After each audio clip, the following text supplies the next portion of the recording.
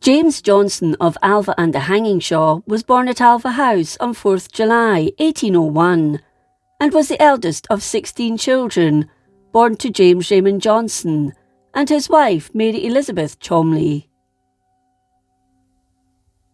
Following his education at Rugby, he was called to the Scottish Bar in 1824.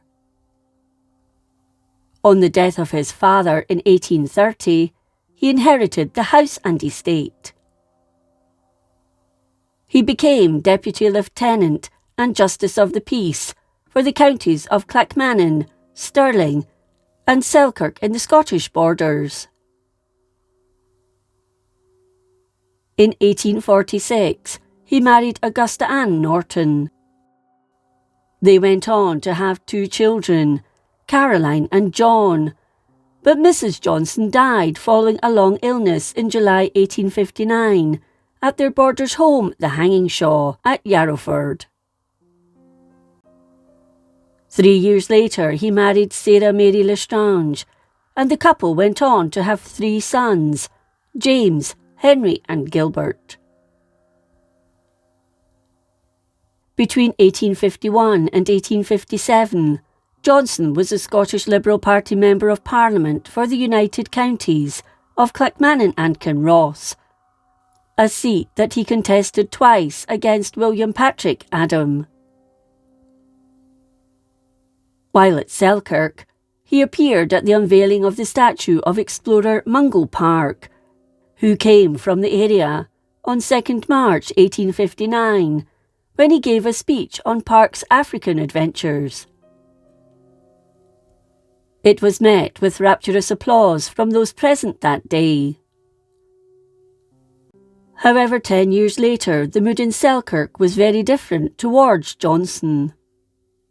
It was election day for the local Member of Parliament, but people were up in arms regarding those able to vote who were non-residents. As he alighted from his carriage outside the county hotel, he was hounded by a number of locals who began to hoot and jostle him. They followed him along the high street, and if it hadn't been for the constables and the people who knew he was an extensive landowner in the county and knew how much he did for the area, he may well have been injured. On the evening of Friday 24th February 1888, Johnstone died at his borders home, the Hangingshaw. At 8:30 on the morning of Wednesday 29th February, his funeral service was held in the drawing room, conducted by the Reverend Borland and the Reverend Lang. His coffin was made of polished cedar taken from the Alva estate. Around it lay numerous wreaths. Following the service, his remains were taken to Selkirk train station, and as they passed the little cottages, all had their curtains closed as a mark of respect. He was interred at the family mausoleum in Alva later that afternoon.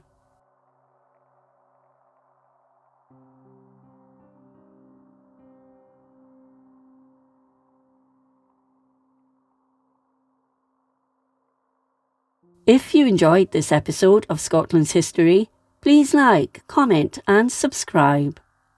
Until next time, thank you for watching.